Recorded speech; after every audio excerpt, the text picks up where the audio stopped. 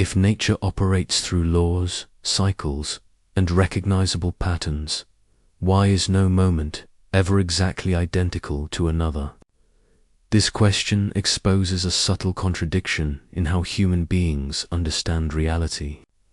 In everyday language, people routinely speak of the same day, the same mistake, or history repeating itself. These expressions feel intuitive because human cognition relies heavily on categorization and pattern recognition. We simplify the world by grouping experiences under familiar labels. Yet direct experience quietly contradicts this assumption. Even when actions are repeated, waking up, commuting, having similar conversations, the internal quality of each moment is never the same. Emotional tone shifts, perception changes, context evolves, and your internal state is never identical from one instant to the next. Something always differs. The central claim explored in this lecture is precise. The world appears repetitive because the human mind compresses difference. Reality itself does not repeat. What repeats is perception. This is not a poetic metaphor or a mystical exaggeration. It is a metaphysical and cognitive argument articulated with remarkable rigor by Ibn Arabi, whose analysis of time, perception, and existence anticipates many insights of modern psychology and systems theory. The feeling that life repeats itself is not just philosophical, it is psychological. Many people experience chronic boredom, existential fatigue, or the sense of being stuck in a loop. Days blur together. Motivation declines. Emotional life becomes flattened by predictability. From a clinical perspective, this sense of repetition often accompanies burnout, depression, or chronic stress. In cognitive science, this experience is closely related to predictive processing. The brain is not a passive receiver of reality.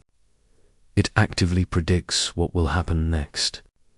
To conserve energy, it minimizes surprise by assuming that future events will resemble past ones. Attention bias reinforces this process by filtering out novelty unless it violates expectations in a significant way. The cost of this mechanism is subtle but profound. When life feels repetitive, engagement decreases. Emotional regulation becomes rigid rather than flexible. Instead of responding to situations as they actually unfold, the mind reacts based on stored templates.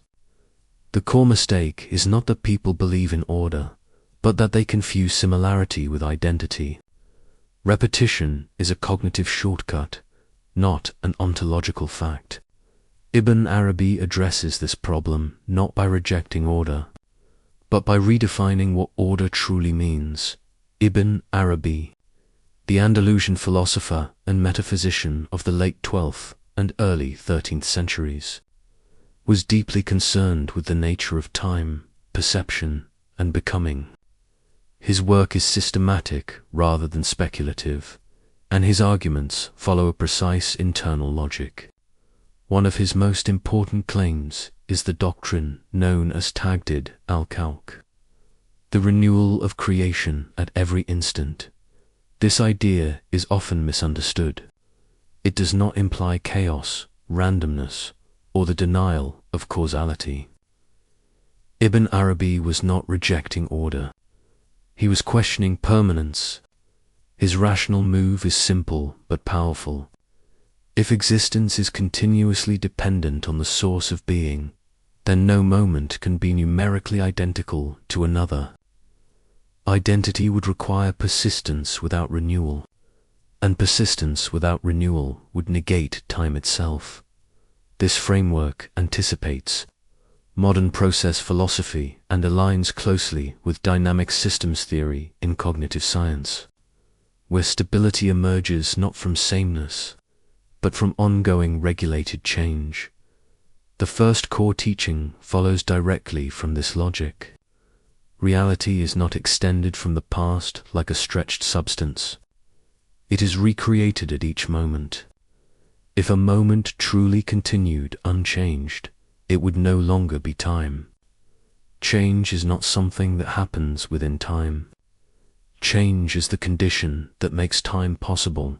For Ibn Arabi, existence depends on an ongoing act rather than a one-time event. Being is not stored and carried forward. It is renewed. This idea finds a striking parallel in neuroscience.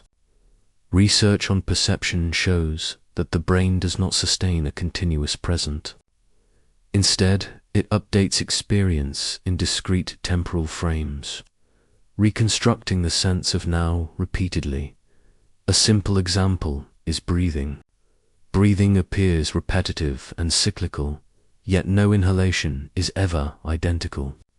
Cellular conditions differ, emotional context shifts, attention fluctuates. The act may look the same, but its reality is always new.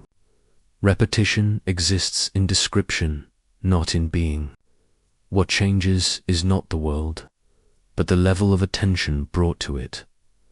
The second teaching addresses a fundamental cognitive shortcut. Human beings group experiences under shared labels to function efficiently. This is not a flaw.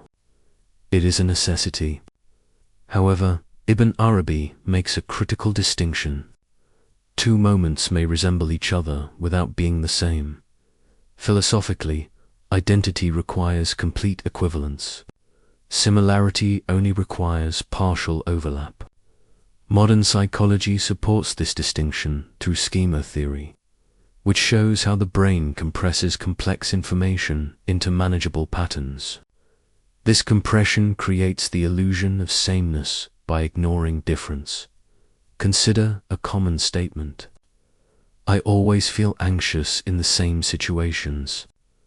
On closer examination, each episode of anxiety has different triggers, intensities, bodily sensations, and meanings.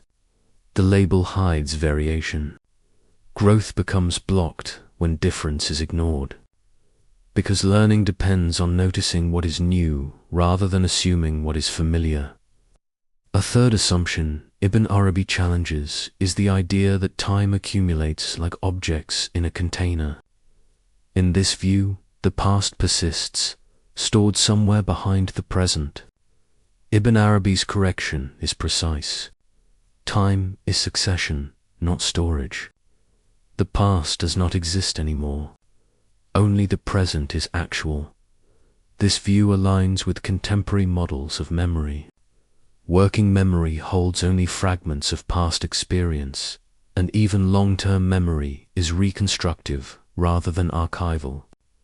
Continuity is something the mind builds, not something time preserves. This distinction is especially important in understanding trauma. Trauma often feels repetitive, as if the past is happening again. But psychologically, trauma is not relieved. It is reactivated. The present moment is new, even when its emotional charge resembles earlier states. Healing becomes possible when repetition is understood as renewal rather than recurrence. At this point, a question naturally arises. If reality never repeats itself, why does life feel repetitive? Ibn Arabi's answer is direct. Repetition belongs to perception, not to existence. Cognitive science explains this through prediction, error, minimization. The brain prioritizes efficiency over accuracy, reducing perceived novelty to maintain stability. Habits reinforce this process. They stabilize behavior but flatten awareness. A daily commute feels identical not because it is the same, but because attention has been withdrawn from difference. When attention shifts, even slightly novelty reappears without changing circumstances. Awareness reveals difference that was always present. The world does not become new. It is recognized as new. A common misconception is that non-repetition implies instability. Ibn Arabi carefully avoids this conclusion. Stability, in his view, comes from law, not sameness. The structure remains reliable even as events change. A familiar analogy is a river. A river remains recognizable over time, yet it never contains the same water twice. Systems theory describes this as dynamic equilibrium order maintained through continuous change. The philosophical resolution is clear. Order exists at the level of structure, not at the level of individual events. Life can therefore be dependable without being repetitive. Predictability does not require identity. Translated into modern terms, Ibn Arabi's teaching suggests a shift from labeling to observing. Instead of assuming that situations repeat, attention can be trained to notice variation. The psychological benefits are measurable.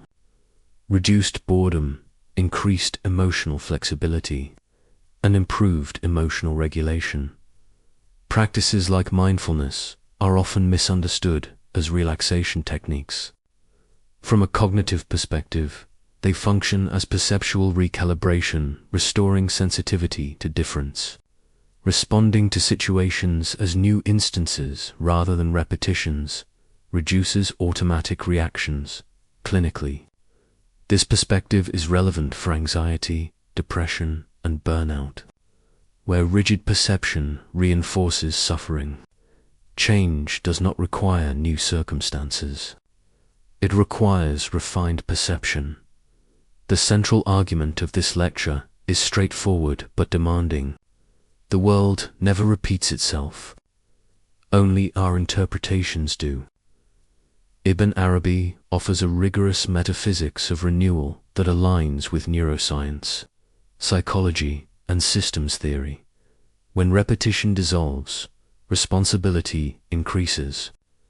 Each moment becomes irreducible.